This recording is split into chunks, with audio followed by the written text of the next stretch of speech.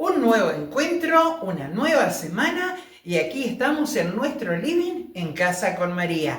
Espero que les guste todo lo que tenemos hoy, ¿eh? Y no se olviden de suscribirse a nuestro canal porque se vienen muchas sorpresas.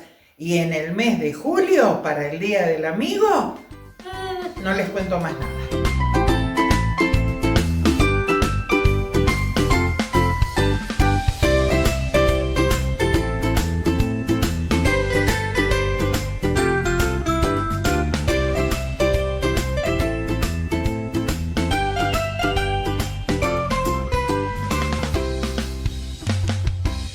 Un nuevo programa, aquí estamos en Casa con María.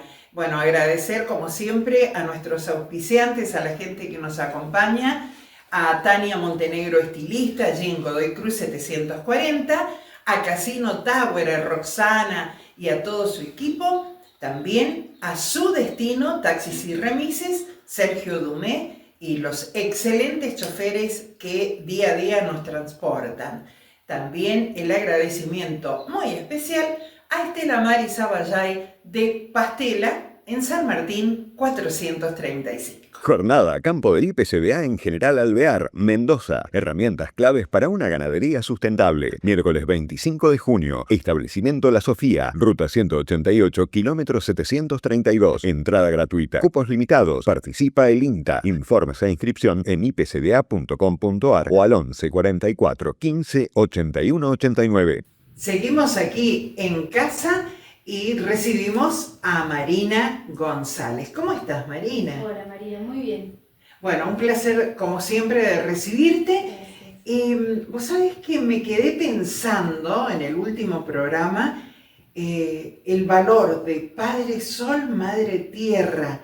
Qué importante. Yo soy una amante de la historia cuando hablamos de Madre Tierra y respeto y admiro mucho a la gente, a los habitantes de las provincias del norte, sea Salta, Jujuy, cómo trabajan y cómo son respetuosos de la Madre Tierra y le hacen honor.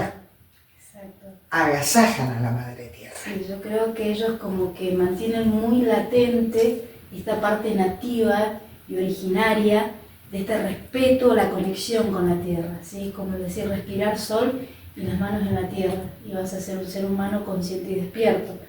Entonces creo que ellos nos vuelven como a conectar con esa parte originaria que justamente es el origen del ser humano, ¿no?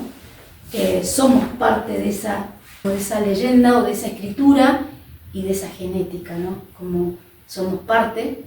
Y bueno, creo que ellos, su misión es todavía sostener esa información. Cuando vos me hablabas de justamente este valor del Padre Sol y Madre Tierra, cuando hablábamos la otra vez de la polaridad positiva-negativa, energía femenina, energía masculina, la coherencia, ¿no? De saber, y como yo dije siempre en mis programas, en mis charlas, vamos a ir desde lo más místico, lo más espiritual, lo más esotérico, hacia Marina sentada acá o cuando se despierta todos los días en la mañana, ¿no? Como esta transversalidad que nos hace justamente pasar muchos tiempos, ¿sí? Si vamos a una palabra compleja es la multidimensionalidad, pero es saber que todo está y toda la información está acá, porque somos, ¿sí? Y que el tiempo más importante de nuestra vida es el hoy, el presente, ¿sí? Cuando hablamos justamente de padre, madre, como terapeuta de niños, que siempre trabajo muy fuerte, mi trabajo muy fuerte con la primera infancia, y siempre digo que el primer septenio de vida es la etapa más importante de nuestra vida, ¿sí? Y todo lo que nosotros nos nutrimos, todo lo que nosotros aprendemos, ¿sí? Porque eso obviamente queda guardado en ese inconsciente y es toda esa información que vamos a ir llevando a lo largo de toda nuestra vida, ¿no? Y nos va a ir recordando, como también podemos hablar también de la información que traemos de nuestras vidas anteriores, ¿sí? Que justamente cuando el ser humano va despertando, va tomando esa conciencia, esa información y va a decir, y ahí es donde nos vamos reencontrando con nuestro yo, ¿sí? Con nuestro ser original, nuestra esencia. Y es el reconocernos a nosotros mismos. Siempre el trabajo es interno. Pero como siempre vamos y volvemos ahí a mamá, papá, ¿sí? La importancia. Y cuando el otro día hablábamos, se me venía mucho esta parte de la terapia, ¿no? La sanación. Y muchas veces sí, bueno, ya estamos en tiempos en donde todo está pasando muy rápido. Demasiado, ¿sí? Diría yo. Demasiado rápido se nos está yendo la vida. Y son hechos que no, como que no alcanzamos a procesar y ya traemos mucha información en la que manejamos porque justamente estamos traspasando una era cuántica, ¿sí? Y bueno, y esa información, ¿cómo la reseteo, sí? Obviamente, generaciones más pequeñas, cuando hablaba en mis primeros programas de estas características de estos niños, ¿sí? Índigos, arcoíris, cristales, diamantes, ya tienen ese procesador activado. Entonces la información justamente como que pasa mucho más rápido. Entonces decir, hoy, ¿cuáles son estos puntos que nos bloquean? ¿Qué es lo que me está bloqueando no poder procesar esta información? Bien, es la sanación, ¿sí? Es decir, el punto clave es sanar. Sanar el pasado, sanar el futuro para poder potenciarme y estar en presencia en el presente. Para ello, para sanar ese pasado y el futuro, hay diversas terapias que cada uno de nosotros puede realizar para sanarse, cada uno, ¿no? ¿Es exacto, así? Sí. Hay algo que justamente es de suma importancia, ¿no? en su información, es decir, muchas veces cuando hablaba recién de esta ligereza que hay en el tiempo, ¿sí? En donde todo va pasando muy rápido, y nosotros también necesitamos resolver, ¿no? Rápido. ¿Cuál es la diferencia muchas veces en los tiempos de terapias? ¿Sí? ¿Y qué diferencia hay entre una terapia holística y una terapia tradicional y convencional? Nada está ajeno y nada está mal, todo es perfecto. Pero justamente esto, ¿no? A la terapia holística, al trabajar y en resonancia y en coherencia con este campo cuántico, activa muchas veces ese porcentaje atómico, ¿sí? Que está como conectado desde una parte energética. Decimos que el átomo tiene el 0,01% de materia y el 0,9999% de energía.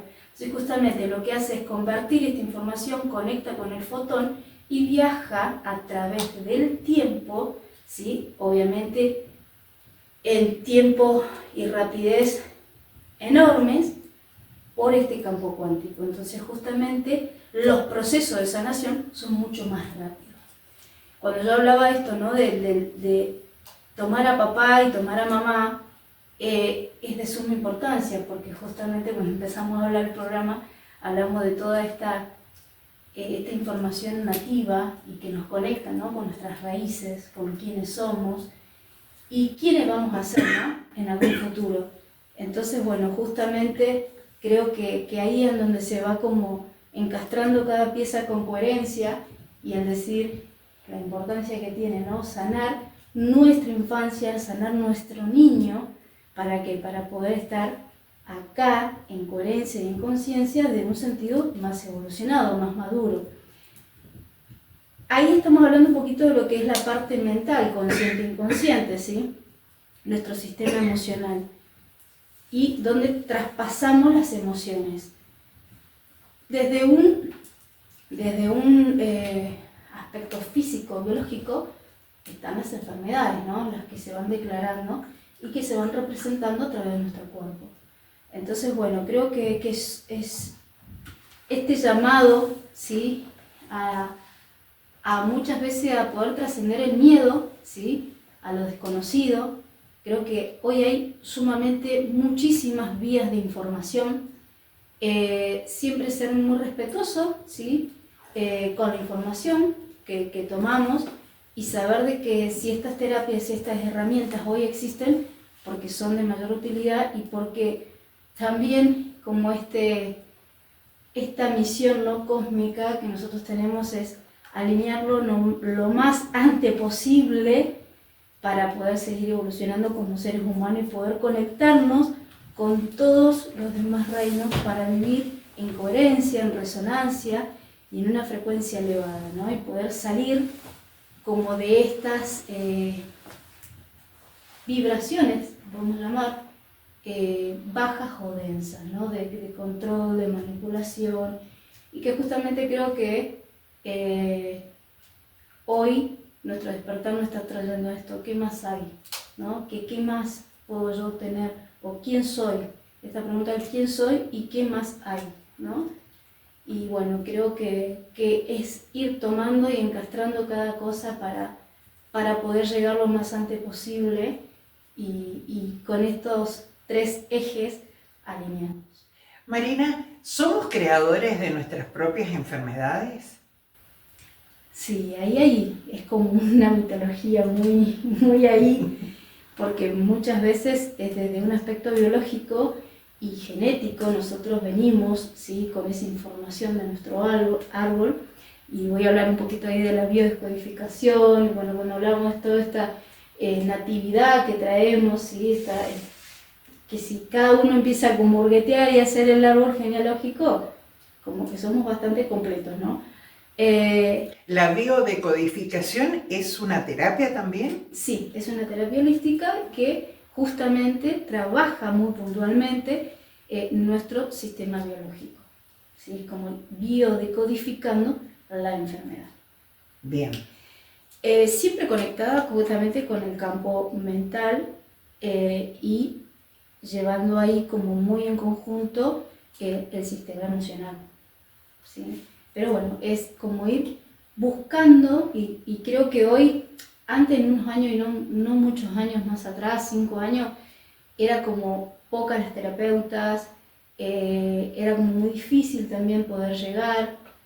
Hoy ahí hay como un despertar, porque si vos captás en las redes, ves muchísimas terapeutas que promocionan la biodecodificación y otras terapias más. Exacto. Que hacen a la misma energía del ser humano. Exacto, sí, yo creo que también el propio ser humano, y vuelvo ahí nosotros somos nuestro propio maestro, ¿no?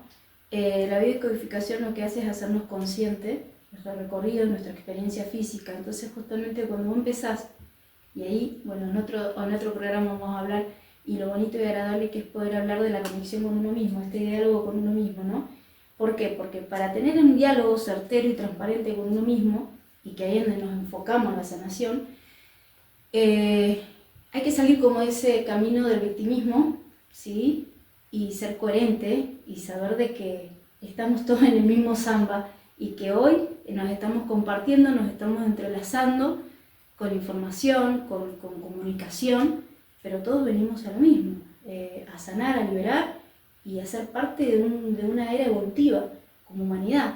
Entonces creo que es ahí en donde no hay como jerarquía, ¿no? Somos todos iguales. Y ahí nos salimos un poquito como este ego que nos desarrolla en lo negativo, o decir, ¿por qué me pasa a mí? No, todos, ¿no? Como que estamos todos involucrados en esto. Entonces creo que estas terapias nos llevan a eso. Y muchas veces lo que más hay que trascender, y que esto es sumamente importante, y ahí voy como terminando, es traspasar el miedo, ¿sí? El miedo a lo desconocido, ¿por qué? Porque son terapias justamente que nos marcan y nos llevan justo a esas emociones fuertes. Y que hay que destacar que las crisis emocionales, ¿sí?, de sanación a veces son un poco impactantes, pero no dejan de ser crisis cuando uno lo hace consciente, es decir, porque a veces los procesos son desgarradores, ¿sí? Pero las crisis nos llevan a sanar. Exacto, y nos llevan justamente a seguir evolucionando y a hacer, muchas veces en entrevistas o cuando atiendo a personas, pacientes, cuando doy talleres y demás, digo, como seres humanos, ¿qué es lo que vos querés acá en la Tierra? Y ser feliz, vivir en paz. Bueno, entonces ese es el camino. Bien, perfecto. Marina, muchas gracias. Gracias a vos, María.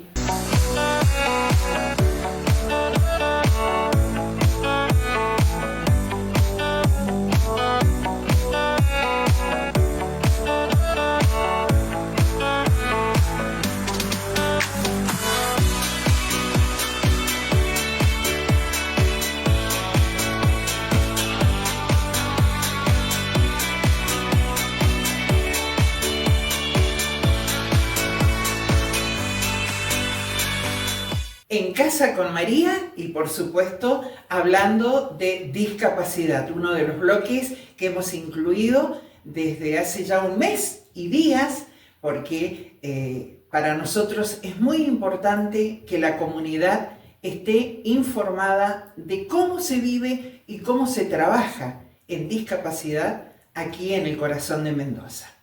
Y hoy recibimos al profesor Alexis Escudero. Él pertenece a la comunidad de Felles y le damos la bienvenida. Gracias por acompañarnos, Alexis. Muchas gracias. Buenas tardes, noches ya, María. Bien, Felles, contanos un poquito de Felles. Bueno, Felles es una institución que tiene, este año va a cumplir 56 años de vida. Surge de una inquietud de unos padres con hijos con discapacidad. Allá por el año 1969 se fundó el 29 de noviembre. Entonces esta inquietud de los padres de buscar un lugar donde los chicos hicieran rehabilitación y tuvieran actividades de aprendizaje. Y Felles surgió como una escuela de nivel inicial al principio. Pasaron los años y en el año 1969, antes de esa fecha, fue mudando su institución a diferentes lugares, a 2 lugares que eran prestados, edificios prestados, hasta que en el año 69 le donan el edificio que está en Coronel Campos 367. Bien, y allí, bueno, empezaron a trabajar y ¿qué tipo de discapacidad ustedes abordan? Como decía, Felles empezó con chicos con discapacidad chiquitos y hoy por hoy son grandes, son adultos mayores. Se fue reestructurando año tras año. Por ejemplo, en el año 1990, recién ahí pasó a pertenecer a Dirección de Educación Privada de DGE, Dirección General de Escuelas. Entonces, bueno, tiene una larga trayectoria donde los sueldos de las personas que atendían a las personas con discapacidad hacían rifas, de lotería para juntar fondos y pagarse su sueldo. Hasta que en el año 1990 le dan el cargo de directivo y 3 cargos docentes. Bien, ¿y qué pasó con el edificio propio? Porque hoy por hoy Felles ya cuenta con un edificio propio. Exactamente, hay una cronología histórica.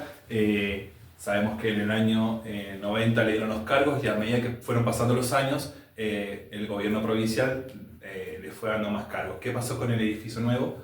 Felles tenía una matrícula de 70 personas mayores de 21 años. O sea, ya los chicos fueron creciendo y se fueron haciendo grandes. Entonces, ¿qué pasó? En el año 2015, en mayo, creo que el 27 de mayo del 2015 fue que se incendió la escuela, ¿sí? Un incendio Sí, nos acordamos. Por un cortocircuito, aparentemente.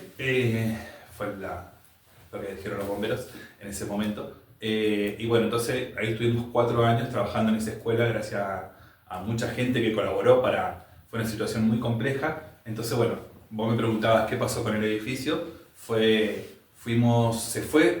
Un proyecto se retomó, un proyecto de la avenida Vélez Sarsfield, donde se había pensado construir, pero no se construyó por cuestiones de costo y todo eso. Entonces quedó ese edificio, tenía las paredes levantadas y todo. A medio terminar, diríamos. Menos de medio terminado. Estaban las paredes levantadas y el techo, pero faltaba un montón. Y gracias al municipio y a empresas privadas y a la comisión directiva de ese momento y la que continuó, fue que se terminó en el año 2019, se inauguró en diciembre del 2019. Y es donde actualmente está funcionando. Claro, sí, justamente. Después vino pandemia, todos recuerdan del 2020, la pandemia, así que lo inauguramos en diciembre y tuvimos una semana aprovechando el edificio nuevo, después nos agarró pandemia a la casa. Sí, actualmente sigue funcionando y gracias también a la pandemia, hay que rescatar siempre cosas positivas, digo yo, fue que también ayudó a la reestructuración de Felles. ¿Por qué? Porque bueno, justamente hubieron unos desacuerdos con el gobierno provincial en ese momento para reestructurar Felles. ¿Por qué? Porque el gobierno provincial pagaba los cargos para una escuela y la escuela, una escuela secundaria, funciona hasta los 18 años, hasta los 21 años inclusive. Entonces, bueno, se tuvo que reestructurar. Entonces, los chicos mayores de 21 años con discapacidad pasaron a la mañana y la escuela de educación integral funciona a la siesta, ¿sí? Hay adolescentes de 12 años, 13 años hasta 21 años asisten a la tarde. Fue algo que, bueno, toda la comunidad de San Rafael se enteró porque lo promocionábamos a través de las redes, se promocionó a través de los medios de difusión la problemática. Inclusive estuvo un buen tiempo con el miedo de que se cerrara definitivamente. Sí, justamente, hubieron responsabilidades compartidas, siempre digo yo, cuando hablamos del tema con colegas y directivos de otras instituciones, responsabilidad de la comisión en ese momento y responsabilidades del gobierno provincial. O sea, no es ninguno, es 50 y 50 esto. Está bien. Entonces, bueno. Bien, y hoy contamos también porque vemos que ustedes con la gente, con los adultos, los alumnos adultos, realizan talleres. Sí, como decíamos, gracias a partir de lo positivo de la pandemia, se dividieron el turno mañana, están los mayores de 21 años con discapacidad, las personas mayores, y en la tarde la escuela. En la mañana funcionan talleres productivos. Los talleres productivos contan de elaboraciones, ¿sí? A los chicos elaboran panificación, elaboran conserva de dulces, y a principio de año se hace mucho lo que es conserva de tomate entero y triturado, que eso después se vende al público, y con eso, como es institución privada, solventamos un montón de gastos que conlleva una escuela, ¿no? Y bueno, y lo lindo es que ustedes han trabajado durante todos estos años en la inserción de los chicos en la sociedad, porque hemos visto que los llevan a distintos eventos, los llevan a distintos lugares para que conozcan la sociedad y a su vez fomentan e instruyen a la comunidad de que pueden acercarse al edificio a comprar estos productos, estas conservas que realizan. Exactamente, bueno, se elaboran, como decíamos, hay en stock dulces, dulce de tomate, conserva de tomate. La gente se puede acercar por Vélez Sarsfield 2037, de lunes a viernes, de las 8:30 de la mañana hasta las 17 horas. Algún docente o la directora Gilda lo va a atender amablemente y le va a ofrecer y mostrar los productos que están en stock. Bien, y además los vemos a los chicos que tienen ustedes allí en la institución, huerta. ¿Les enseñan otras cosas a los chicos? Sí, enseñan lo que es, bueno, conserva, todo panificación, gastronomía es una rama muy fuerte que hay en la institución, y también, bueno, hay todo lo que es maderas y muebles, y muy bien dijiste vos, María Inés, está la huerta donde los chicos aprenden qué se siembra, en qué época, cuándo se debe cosechar, y bueno, y siempre se llevan cositas que van saliendo a la huerta a su casa. Y hace ratito me comentabas, que me preguntabas qué actividades, bueno, siempre se tratan de participar. El otro día fuimos a un concierto en el Centro Polivalente de Arte, donde los chicos fueron, ¿sí? Había que pagar una pequeña entrada, ¿sí? Y bueno, los chicos se hacen partícipes de un recital que tocaron los chicos. Entonces, bueno, ahí realmente generamos situaciones de inclusión, de compartir, porque los invitamos a los chicos a que vengan a nuestro evento. Tenemos un evento a fin de año que vamos a aprovechar el tiempo que me das vamos a hacer un proyecto de vendimia, ¿sí? Vamos a hacer una vendimia con los chicos de la escuela especial del turno tarde y los chicos de los talleres productivos del turno mañana. Entonces, bueno, siempre interactuamos, como somos una escuela abierta. ¿Qué quiere decir escuela abierta? Que interactuamos con un montón de instituciones: Cruz Roja, Escuela Normal Superior, Centro Polivalente de Arte, Instituto Profesorado de Arte y mucha gente más, Universidad de Mendoza, UMASA. ¿Por qué decimos escuela abierta? Porque brindamos el espacio para que vengan a hacer pasantías profesionales, chicos estudiantes, a nuestra institución. Entonces, bueno, se hace como una cadena, ¿sí?, de relaciones, donde, bueno, siempre tratamos de vincular a los chicos con todas esas instituciones, y bueno, surgen cosas muy bonitas. Cuando hablabas de chicos que hacen conservas, que hacen panificación, trabajos en carpintería, estamos hablando de una salida laboral que también a ellos los puede beneficiar el día de mañana, y poder tener, insertarse a ellos tal vez en una carpintería, en una panadería. ¿Ustedes logran eso también? Sí, ustedes han escuchado que la Escuela PRIT incorpora pasantías, trabajo formal, mucha gente le habla de... Nosotros también tenemos una orientación así. Hace poco estuvieron un proyecto con un supermercado local, donde los chicos también trabajaron, pero bueno, después no se continuó ese proyecto, pero sí, por ejemplo, los chicos se llevan productos, hay varios chicos que se llevan productos que elaboran, ellos lo venden a un precio un poquito más elevado, penitas, y le queda una ganancia, entonces se hace como una pequeña pyme, entonces ellos elaboran y también algunos, no todos, venden el producto. Yo siempre tengo el recuerdo, y seguramente quienes estamos cerca de las escuelas especiales o de chicos con discapacidad, me acuerdo de una alumna que lamentablemente ya no está, pero fue muy querida, Liliana, que fue integrante también de Felles y que ella se encargaba de vender en la calle, por ahí se nos perdía. Cuando hacíamos las campañas de la Fundación San Rafael de Corazón, ella asistía como integrante de Felles y se nos perdía porque ella algo tenía que vender, ella llevaba, ella promocionaba. Sí, Lili era un personaje, como decimos nosotros, muy querido. Muy querido. Sí, ella también se llevaba sus productos, nosotros le anotábamos los productos y ella salía. Y hasta que no vendía todo, no volvía a la escuela. Capaz que faltaba el otro día, pero sí venía con... Entonces me acuerdo que se compró una radio, después vendiendo se compró, creo que fue un teléfono, y así iba juntando su plata. Así como ella, habían otros chicos más que vendían. Pero Lili sí fue un personaje que todo el mundo lo conocía porque entraba al hospital, porque entraba... Era un personaje importante. Y muy querida, muy querida por todos. Alexis, antes de despedirnos, yo te escucho con qué amor, con qué pasión hablas de Felles. ¿Cómo surge en vos tu amor y tu pasión por la discapacidad? Surge con el tiempo, con los aprendizajes. Uno se recibe un profesorado y sigue estudiando, en este caso profesorado de artes, en la rama artística, en mi rubro, pero sí, uno se sigue capacitando, uno sigue estudiando postítulo de discapacidad, después estudiamos neuroeducación y así en lo personal uno se va formando. Y cuando va entendiendo esto de qué es lo que es la discapacidad y cuando hablamos de inclusión, siempre pienso que uno predica con el ejemplo, ¿sí? Entonces siempre cuando hablamos de inclusión, tenemos que hacer inclusión, vivir la inclusión y sentirla, ¿sí? Convencido de lo que se está haciendo. Siempre nosotros trabajamos con las personas con discapacidad, con las capacidades que tienen. O sea, ya sabemos las cosas que no pueden hacer. Nos concentramos en lo que sí pueden hacer y focalizamos esa energía y esos saberes que transmitimos para que lo puedan hacer lo mejor posible. Muchas veces decimos personas con discapacidad y no con capacidades diferentes, porque en una época se hablaba de los chicos discapacitados como chicos con capacidades diferentes.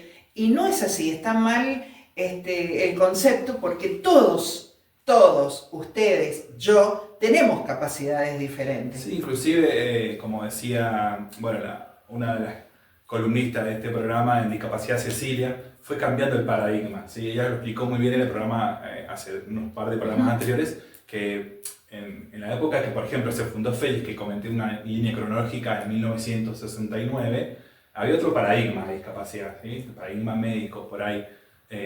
Después fue cambiando, ¿sí? Era como que si la persona con discapacidad no se recupera, listo, pum, la corremos a un costado. Bueno, hoy, como decía Cecilia, vivimos en el paradigma social de discapacidad, donde la sociedad se debe adaptar a la persona que tiene esa discapacidad. Entonces, partiendo de ese paradigma, que el paradigma es un posicionamiento donde yo observo un montón de cosas y actúo y miro y observo, ahí cambia todo, ¿sí? Ese paradigma lo vivimos. Y muchas veces en esto de arraigar ciertas palabras que por ahí suenan mal al oído, como el discapacitado, ¿sí? Es muy importante, que también lo mencionó Cecilia, nombrar la palabra persona con discapacidad, ¿sí? Es muy importante. Bien. Inclusive siempre leo en los grupos de WhatsApp de noticias que dicen discapacitado, no, entonces yo le mando se escribe persona con discapacidad, agregue la palabra persona, o si sabe el nombre, póngale el nombre, ¿sí? Así que bueno, siempre hacemos un poquito de educación y enseñamos un poquito. Sí, eso es lo fundamental. Bueno, Alexis, agradecerte por tu presencia y vamos a continuar con nuestro bloque de discapacidad porque es realmente intención de SUMEC TV y de En Casa con María, poder educar a nuestra comunidad, a nuestra sociedad sobre discapacidad y que seamos más empáticos, más abiertos para compartir e insertar a una persona con discapacidad en nuestra comunidad. Es así, hay mucho para hacer, hay muchas barreras físicas y sociales, pero bueno, todo depende de los actores que estamos en escuelas, tenemos en lo personal personas con discapacidad en la familia, en este caso mi hijo tiene autismo, entonces bueno, siempre estamos trabajando para que haya inclusión y para que estas barreras desaparezcan. Tal cual, y educar a toda la familia, porque debe ser difícil poder compartir con una persona con discapacidad y bueno, tenés que educar a hermanos, tíos, abuelos, toda la familia para armar realmente una verdadera inclusión. Sí, exactamente, como lo decís vos, María Inés, cuando hablamos de inclusión hablamos de que todos tienen que ser partícipes. Y cuando hablamos de atención temprana, en este caso un nene chiquitito, la familia es un pilar muy fundamental, no solamente los especialistas que atienden a esa persona o a ese niño, sino la familia es un pilar muy fuerte que debe acompañar todo el proceso de acompañamiento, ¿no? Muchísimas gracias, Alexis. Hasta luego. Educación vial, y habíamos quedado con Julie Gerlero y Miriam Cardona, quienes ya las estoy saludando, pero nos quedó pendiente un tema de primeros auxilios.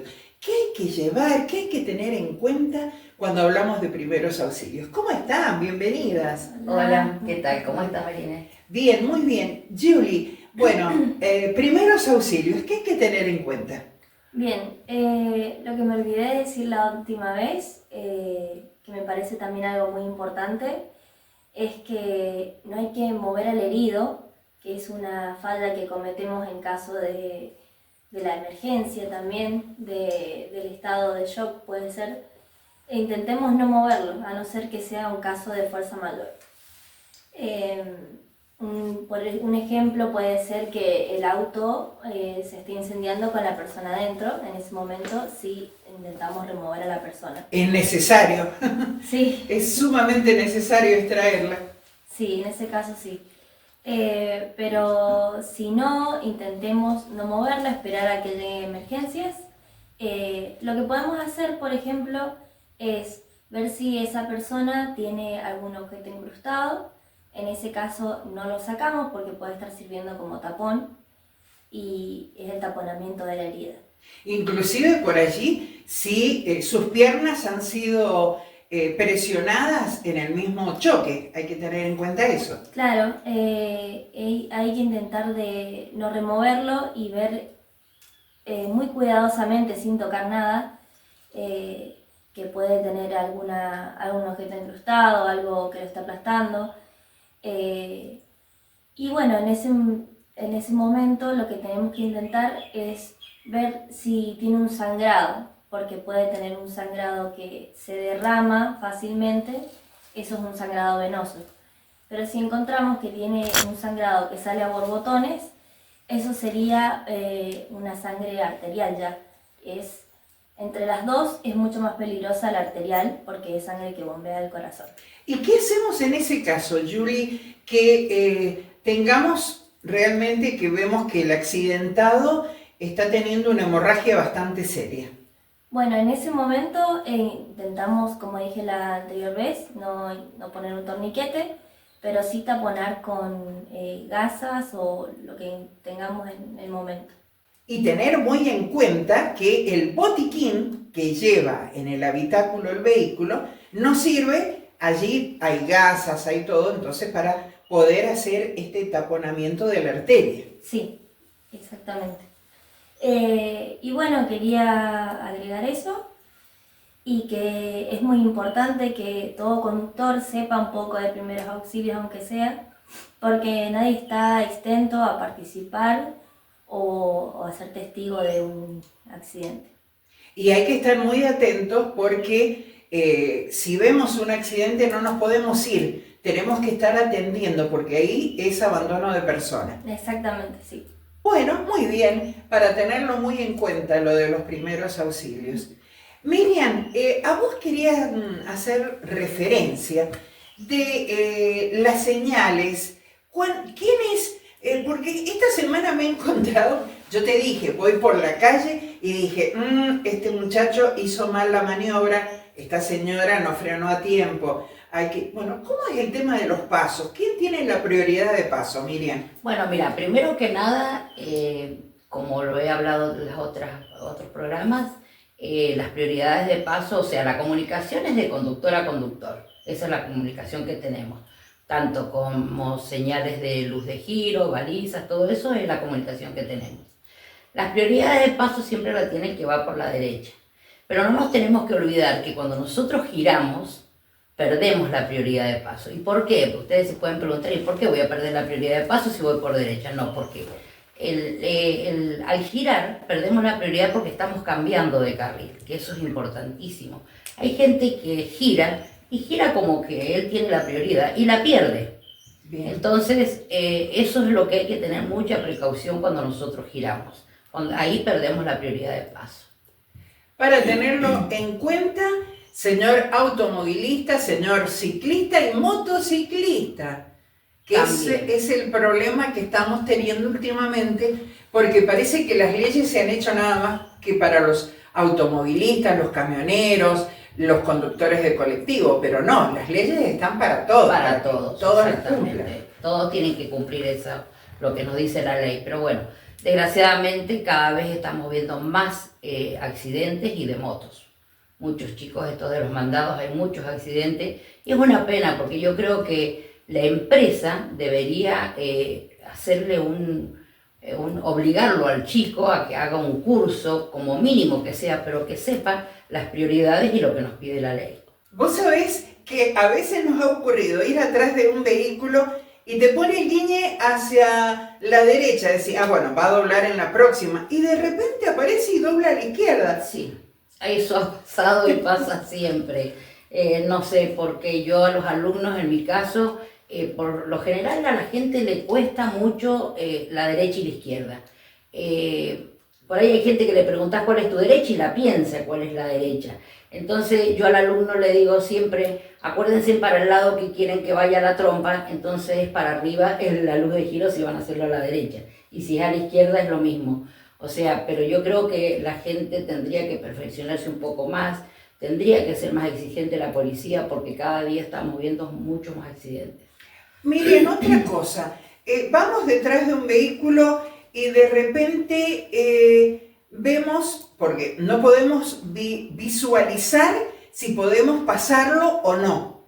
Bien. Generalmente el de adelante, al ver que vos, que venís detrás, querés hacer la maniobra de pasarlo, te hace algún guiño, una baliza, algo. ¿Cuál es la señal que debe o debería hacer el automovilista que va adelante para decirte sí, podés pasar?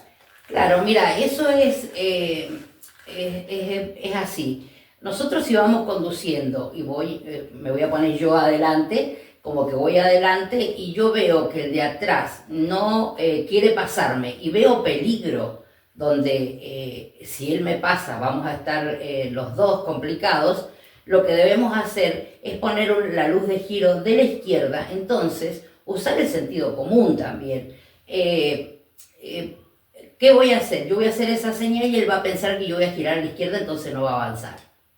Ah, bien, bien. ¿Sí? Entonces esa es la forma de comunicarnos con el otro. Yo si veo que él va a correr peligro y yo también estoy corriendo peligro, le voy a poner la señal de la luz izquierda, entonces él va a creer, va a usar el sentido común y va a creer que yo voy a doblar, entonces no me va a pasar.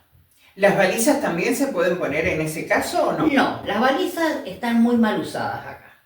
La baliza se debe poner cuando uno se va a detener o estacionar.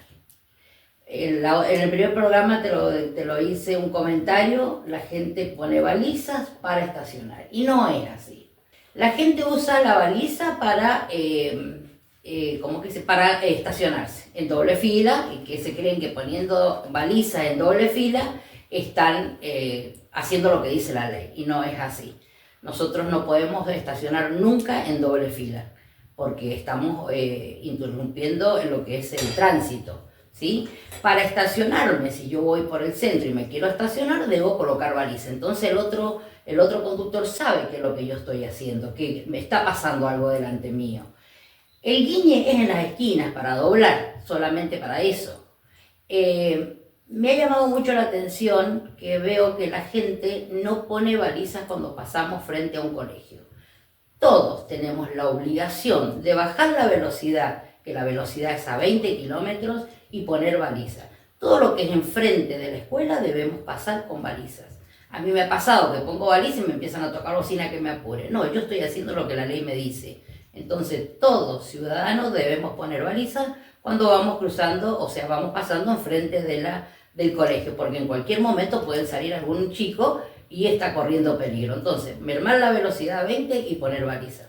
No solamente en ciudad, sino también en las rutas, en las escuelas rurales, también hay que tenerlo en cuenta, esto de las balizas y mermar la velocidad. Siempre que se pasa frente de una escuela, que sabemos que puede salir los chicos o puede salir algún niño que salió antes del horario, porque la gente no respeta, o sea, creen que en los horarios es cuando nosotros debemos poner baliza, y no es así. Frente de una escuela debemos frenar, o sea, frenar no, bajar la velocidad a 20 y pasar con balizas.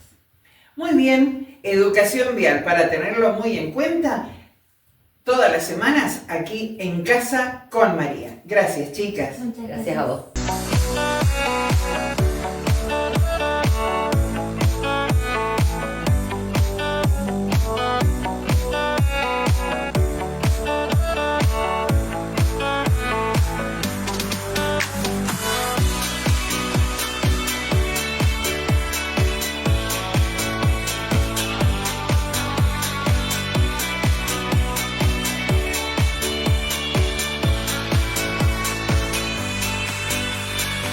Jornada Campo del IPCBA en General Alvear, Mendoza. Herramientas claves para una ganadería sustentable. Miércoles 25 de junio. Establecimiento La Sofía. Ruta 188, kilómetro 732. Entrada gratuita. Cupos limitados. Participa el INTA. Informes e inscripción en ipcba.com.ar o al 11 44 15 81 89.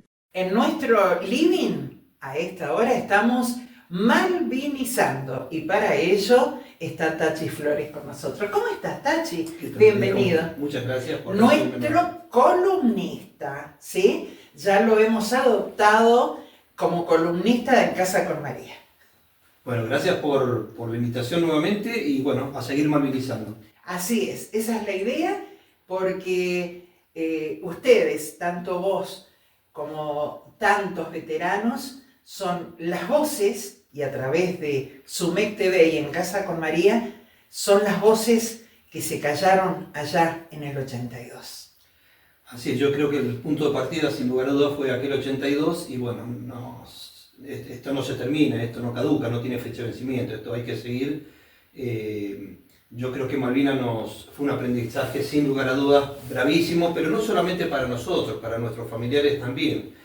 Y no tengo ninguna duda que deberíamos aprender muchísimo. El primero por la entrega, por la voluntad, por la perseverancia, no hablar de las consecuencias, pero sí esa gran enseñanza como te puede dejar marcado de por vida lo que es una gesta.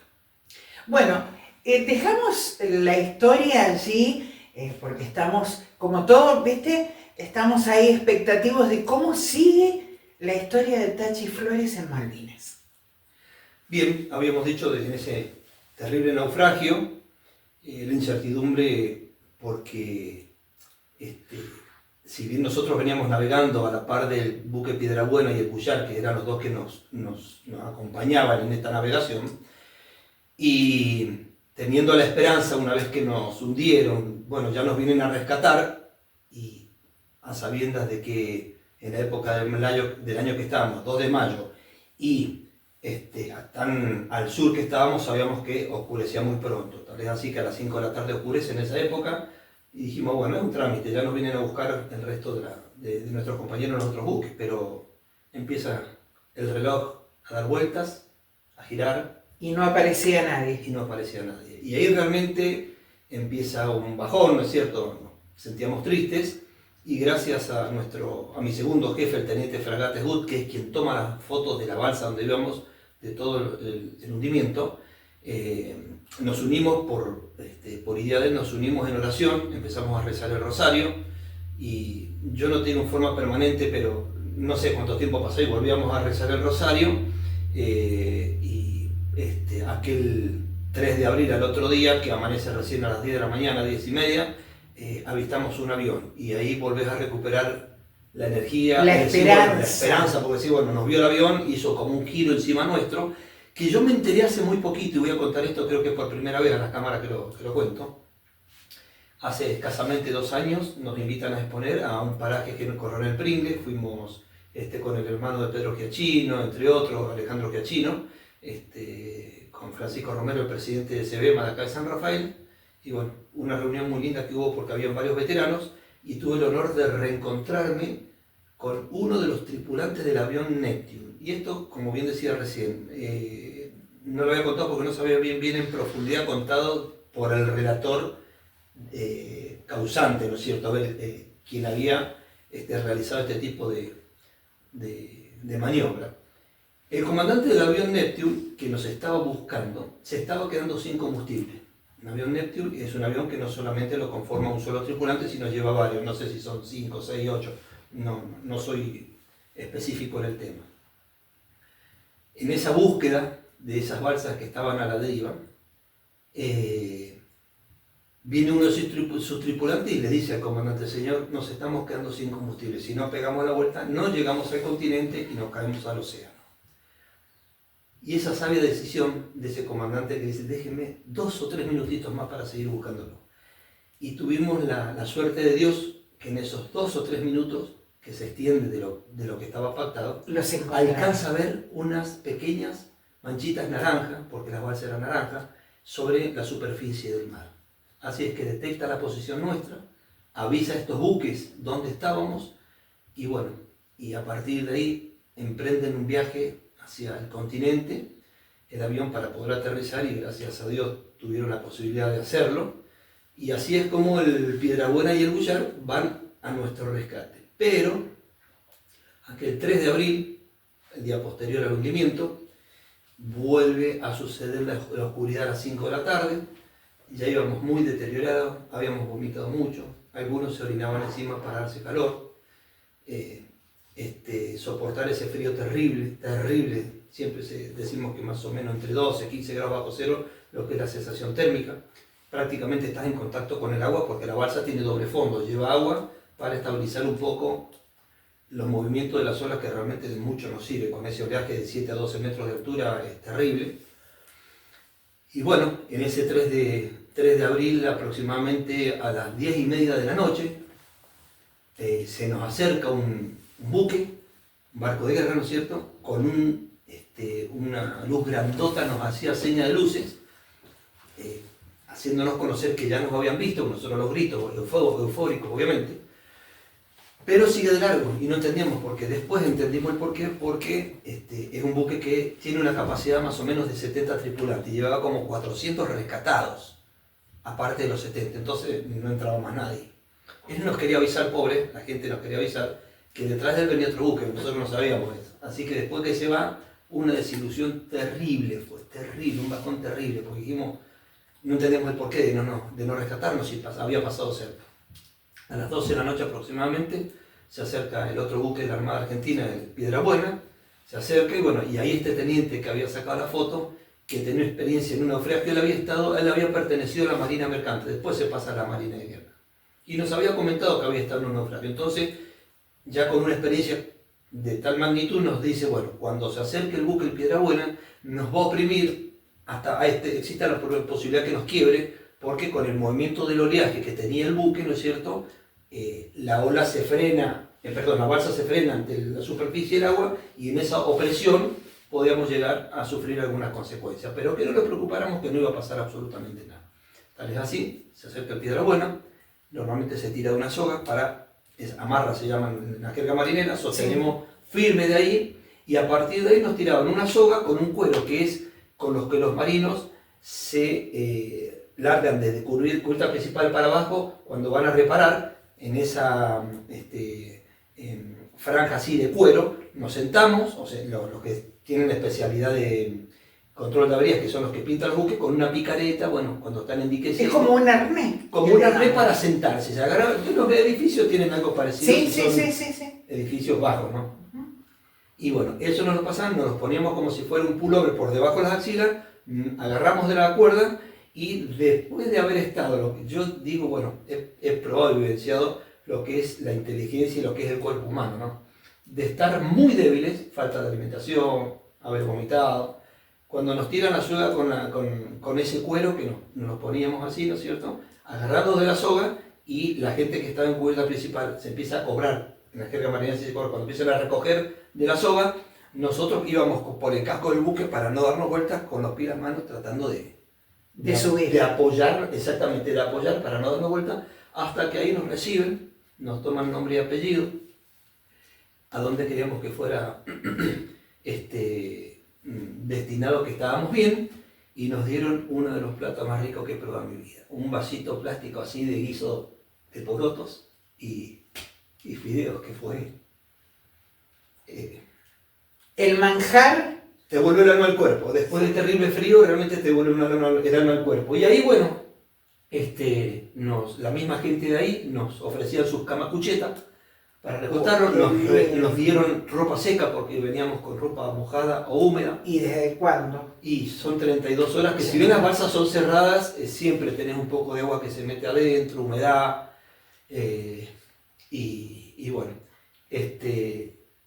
estuvimos un ratito, pero bueno, una de las primeras intenciones de hacer, a ver quién quedó vivo, ¿no es cierto? Tu amigo, a ver, che, no viste a fulano, qué. Y salgo en búsqueda de alguien para ver qué nos había pasado. Y me encuentro, esta es una historia muy bonita que voy a contar, yo recordaba en mi memoria que era uno de la misma camada, se dice cuando es de la misma promoción. Un camada mío, que era el radarista, y que cuando le digo negro, decimos negro Flores, Oscar Flores, fue segundo jefe de la policía de Mendoza, hace poco se jubiló. Digo, Oscar, ¿qué pasó? Entonces me dice, los veníamos viendo en la pantalla del radar al Bullar y a ustedes. De golpe y porrazo, dejamos de verlo en la pantalla del radar, entonces damos aviso al comandante, señor, le dieron al Belgrano y lo hundieron. Ahí es donde toman retirada ellos, porque uno de ellos tenía sonar, que fue el Bullar, el otro buque. ¿Qué pasa? El sonar trabaja como un cono así para abajo para detectar lo que tiene abajo. Si vos estás fuera de ese alcance del cono, no te va a detectar. ¿Qué fue lo que pasó? Ninguno de nosotros no teníamos el sonar. El Piedrabuena no tenía sonar, sí tenía el Bullar. Ninguno lo detecta, nos hunden. Estos dos buques, cuando se dan cuenta, porque después se comunican entre ellos que nos habían hundido, toman retirada, que es lo que decimos, se van. Por eso nosotros no entendíamos qué había pasado, porque no nos venían a buscar. Que fue una cuasi desesperación, ¿no es cierto? Puedo decir, bueno, listo, nos hundieron, los que zafamos estamos a salvo, porque ya no vienen a buscar. Y en eso que decía recién eso, decía que viene la oscuridad y que no nos rescatan, fue terrible. Bueno, hace un año atrás más o menos, 2 años atrás lo sumo, recibo en casa un llamado, llorando, Oscar Flores. Te pido disculpas, hermano. ¿Por qué negro? Le digo. Dice, porque leí el libro donde sale este gran amigo Juan Antonio Barroso y la historia mía, y yo contaba que esa historia, ¿no es cierto?, de que me había encontrado con un camada mío, uno de la misma promoción, y me cuenta toda esa historia y no sabía quién era. Y él llorando me dice, era yo, conmigo te encontraste. Y te pido disculpas por no haberte ido a rescatar a tiempo. A lo cual yo le respondí, los dos hemos sido militares y hemos sido segundo jefe de la policía de Mendoza. Y sabés que cuando se imparte una orden, hay que cumplirla. ¿Estés de acuerdo o no estés de acuerdo? Así que bueno, le tiré un paño de agua fría a Oscar, porque realmente llorando me pedía disculpas, y bueno, fue un momento también de esperanza que se oscureció realmente por la realidad.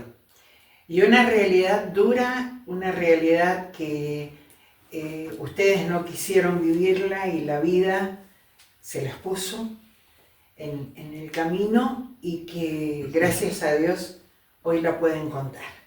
que eso es la bendición más grande que podemos dar gracias a Dios por todos los que sobrevivieron y darle paz a todos los que partieron, porque hicieron patria, porque estuvieron y porque dieron su vida por la celeste y blanca.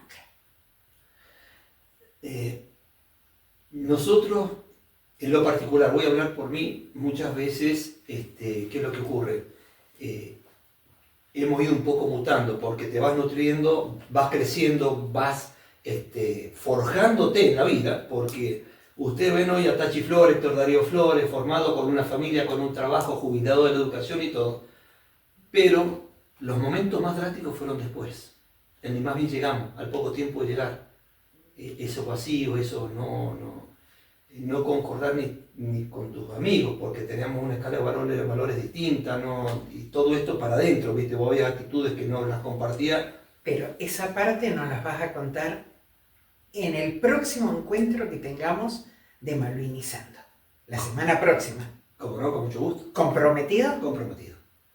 Muchas gracias. A ustedes. No se olviden, mañana, miércoles 25, en Plaza San Martín a las 18, los esperamos. Y aquí nos reencontramos en nuestro living este jueves a partir de las 20.